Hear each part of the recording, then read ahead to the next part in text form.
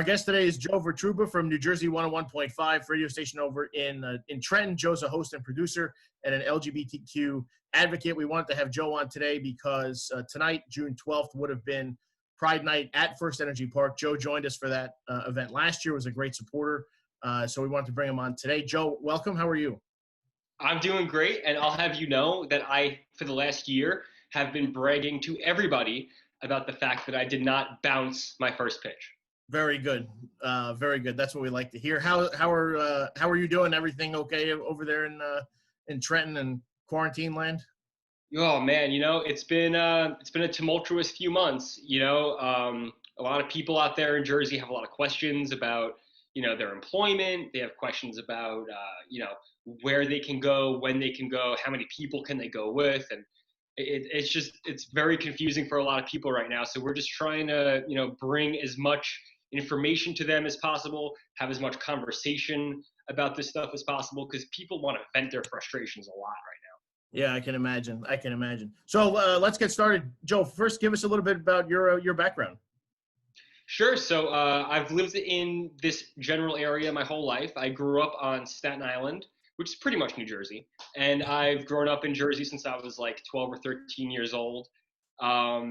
And I've wanted to be a broadcaster since I was about, 8 years old, listening to sports radio. And I turned it into a reality. About 5 years into my time at New Jersey 101.5, when I was over that time, I was coming to terms with my own sexuality and who I really was. And midway through, I ended up coming out on the radio to my audience and just having honest discussions with them about how it is to be gay and, how to handle, your children maybe being gay or a relative or a friend or a coworker, because a lot of people aren't really exposed to that lifestyle unless you're watching TV and you're depending on those stereotypes and all that kind of stuff. Joe, when would you say you became more of a public advocate for the LGBTQ community and their causes? It was right around the same time when I decided that it would be a good idea to use my platform to talk about these things openly with the people around New Jersey. And when you work in talk radio and people are compelled to share their opinions, for better or for worse, whether they agree with you or not, you find that not everybody is on the same page as you when it comes to human rights, gay rights, civil rights, all that kind of stuff.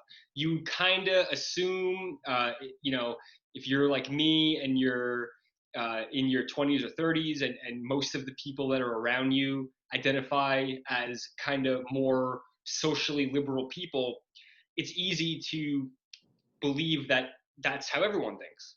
But talking to several different demographics every day, you realize that it's not like that, and that there is still a lot of work that needs to be done. Even though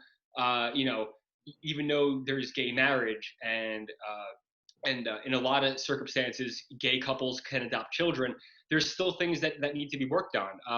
LGBTQ veterans that have been discharged for being gay cannot collect their benefits. And that still hasn't been paid back to our veterans. And that's because they were kicked out of the military for actually being gay. So yes, we've come a very long way, both in New Jersey, both around the country, legislatively, but also, just culturally, we've come a long way. But there is still a lot of work to be done. And, hopefully this Pride Month, some attention can be brought to that. How have you seen, Pride Month and festivities around the state and around the country kind of grow over the last few years? Man, it's been inspiring. Pride Month Pride has been around for a very long time, been around for longer than you or I have been around, and it's grown every single year, little by little, until now. You see pride parades with every company wanting to get involved.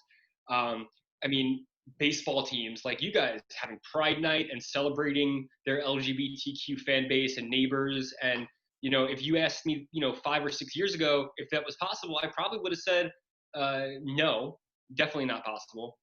And now this year is kind of a different year because we're not allowed to really have parades or big gatherings, and there's also other issues that are overshadowing the cause and what Pride Month is about, and that's okay.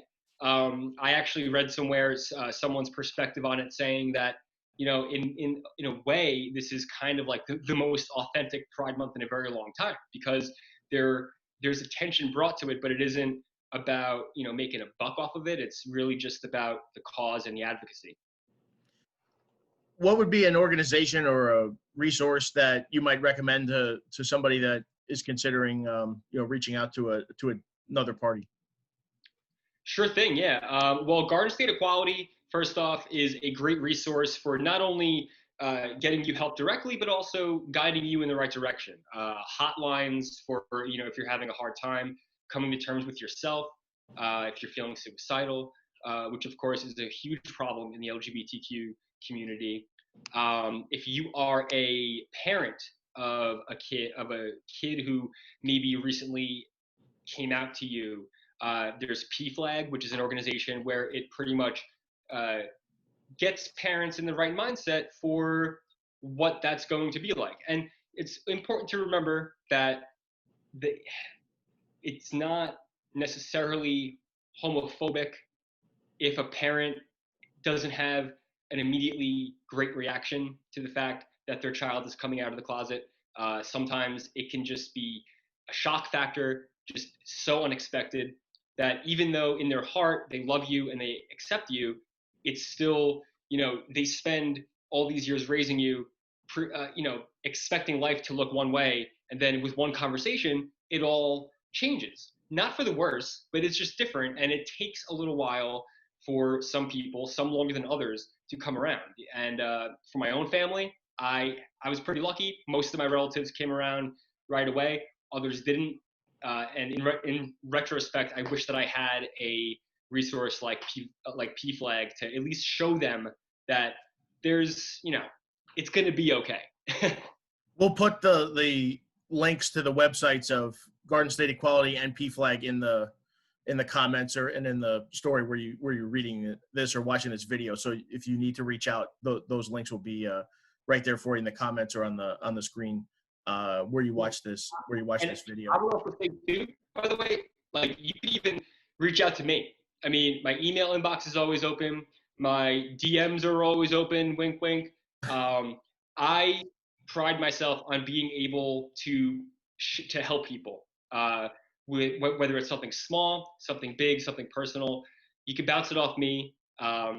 It's okay. There's a lot of insecurity and anxiety that goes into accepting who you are and embracing it. And I had an easy time in some ways, a hard time in other ways. And if you need to bounce something off of just a random person, you got me.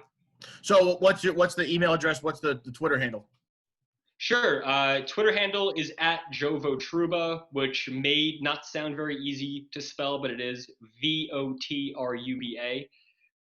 Email address, Joe Votruba @gmail.com is perfect.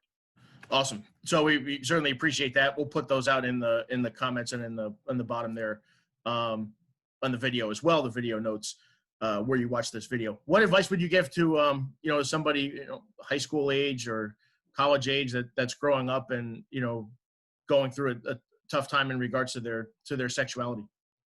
Yeah, I would say that as tough as that might be, as much as that is going to weigh on your mind, don't lose sight of your goals. Don't lose sight of what you want to do with your life, because I've seen a lot of my LGBTQ friends. I've seen several of them get so wrapped up in trying to make everything right, which leads to overthinking, and that it consumes every aspect of their life. When at the end of the day, whether you're gay, straight, transgender, you still have to get a job. You're looking for a career. You're looking for a bright future so you can, buy a home, raise a family, all the stuff that we all talk about when you're kids. Like, oh, this is what's going to happen when you get older. Don't lose sight of that. We have, thanks to the people that came before us that marched in pride parades from the very beginning, there is, we're able to work in many different fields and not feel discriminated against, and we're able to flourish, and we're encouraged in some fields to apply. And just keep that in mind. There are more people on your side now than ever before, and because of that, you should definitely use that air that you're getting by being lifted up. You should use that to better every aspect of your life, because at the end of the day, if you're having a hard time, and if you are and if you don't really know what's going to happen next in terms of who you are and embracing yourself, you have so many people that are willing to listen to everything that's on your mind. So this way you can focus on all the important stuff. And in addition to being, an NJ 1015 and an LGBTQ advocate, Joe's also a huge baseball fan. And he was so excited when he reached out to us before the Pride Night that we hosted in 2019. Who was your favorite team and player to watch when you were growing up? New York Yankees by far, and my favorite baseball player of all time, Mariano Rivera, the last baseball player to wear number 42. Very, very cool. Joey, thank you so much for a few minutes. Again, all the references and the organizations that Joe mentioned, we'll put in the notes there on the bottom, so you can reach out if you need to. Joe, thanks so much. Continued success. Keep up the great work, and we'll see you at Pride Night, whenever that may be, or our next one at FirstEnergy Park, whenever that may be. Hopefully sooner rather than later. I cannot wait until the next time I hear the words "play ball." Yeah, us too. Thanks, Joe. Take care.